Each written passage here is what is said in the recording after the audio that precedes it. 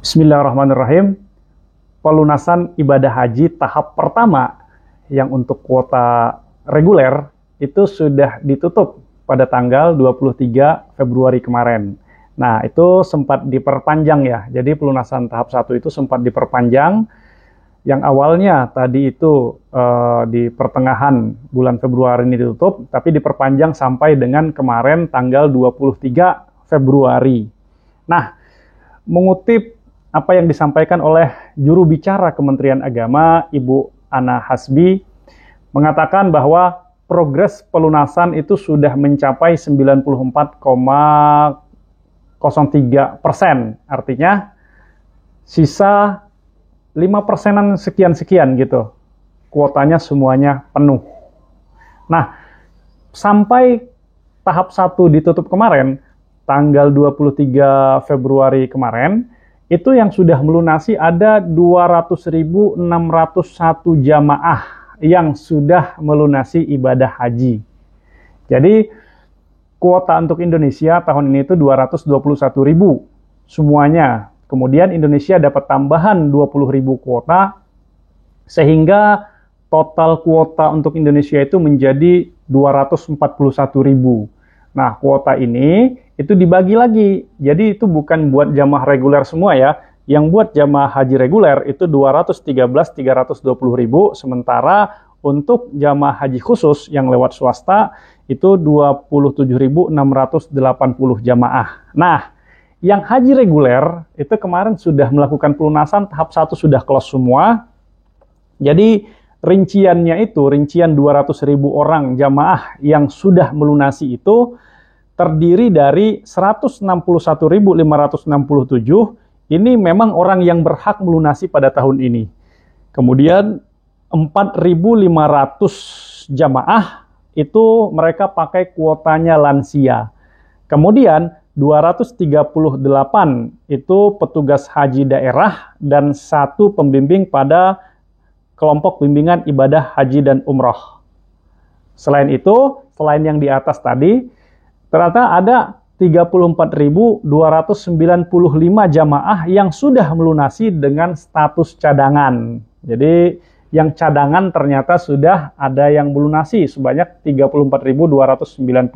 Jadi kalau di total-total, yang sudah melunasi ibadah haji itu 200.601 jamaah.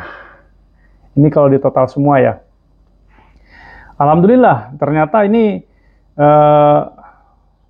meningkat dari progres harian pelunasan BPIH jamaah haji reguler yang diupdate per tanggal 7 Februari kemarin, di mana sisa kuota ketika itu masih 91.529 itu sudah termasuk kuota cadangan ya. Nah, tentu di sini masih ada sisa kuota.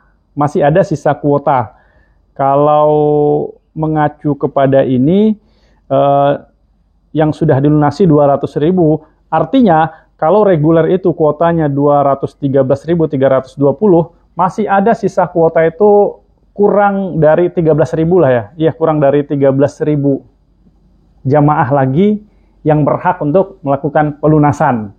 Nah, sisa kuota ini nanti akan dibuka lagi tuh pelunasan tahap 2 yaitu pada tanggal 13 sampai 26 Maret 2024. Tapi untuk pelunasan tahap 2 ini itu hanya diperuntukkan bagi 4 kategori saja. Yang pertama itu jamaah yang belum melakukan pelunasan biaya haji pada tahap pertama karena mengalami gagal sistem. Jadi kalau kemarin yang tahap pertama ada yang belum melunasi biaya ibadah hajinya itu dikarenakan gagal sistem dan lain sebagainya, tapi dengan catatan tentunya sudah melapor ke Kanwil Kemenak terdekat ya di kota-kota Bapak Ibu, itu nanti bisa melakukan pelunasan pada tahap kedua, yaitu pada tanggal 13 sampai 26 Maret. Kemudian yang kedua, pendamping jamaah haji lanjut usia. Nah, ini juga melakukan pelunasan pada tanggal 13 sampai 26 Maret. Jadi pendamping jamaah haji lanjut usia itu begini, kan tadi sebanyak 4.500 jamaah lansia sudah melakukan pelunasan. Nah, 4.500 ini mereka berhak memberangkatkan pendampingnya juga. Dengan catatan tentu ada persyaratannya. Kalau saya nggak salah itu pendampingnya juga harus sudah punya porsi haji. Kalau saya nggak salah begitu. Jadi mereka pendamping lansia tadi tentunya dari keluarganya. Kalau saya nggak salah itu pendamping itu harus keluarga. Keluarga itu kan berarti bisa anak, menantu kalau nggak salah bisa masuk gitu. Kalau nggak salah ya, tapi nanti boleh ditanya ke kantor Kanwil Kemenak setempat. Apa saja syarat-syarat untuk bisa melunasi pendamping jamaah haji lanjut usia tadi. Kemudian yang berhak melunasi pada tahap kedua nanti yaitu jamaah haji penggabungan suami istri dan anak kandung atau orang tua yang terpisah. Nah, jadi keluarga terpisah itu bisa berangkat bareng.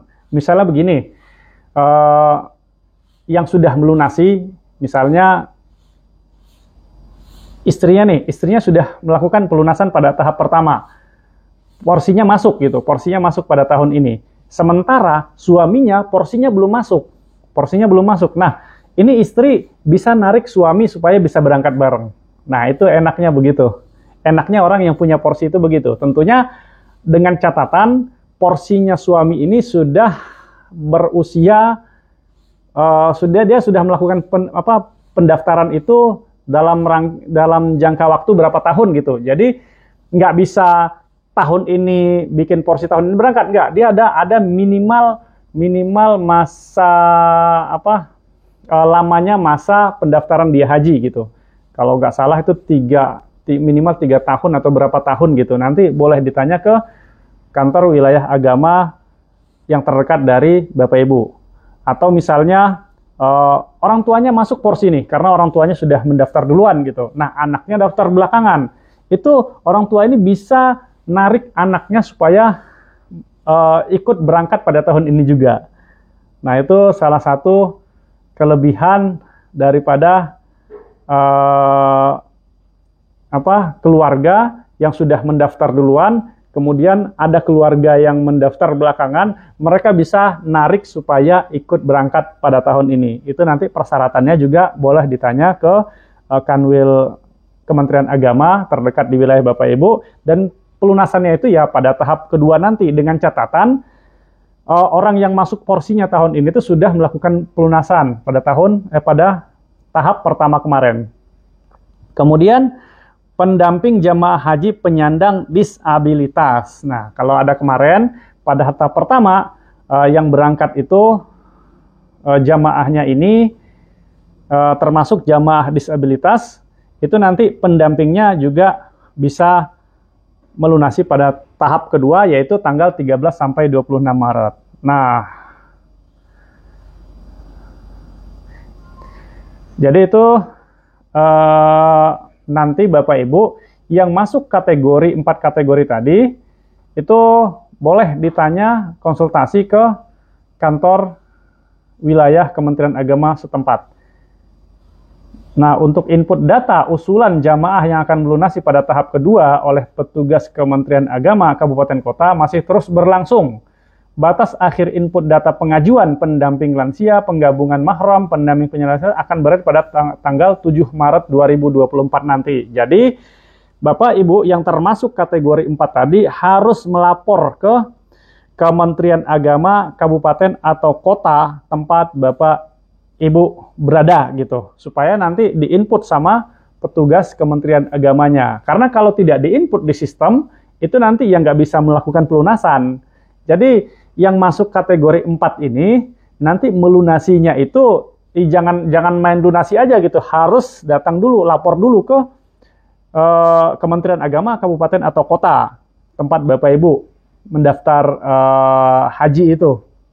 Jadi lapor, kemudian nanti diinput oleh Kementerian Agama Kabupaten Kota. Nah, setelah diinput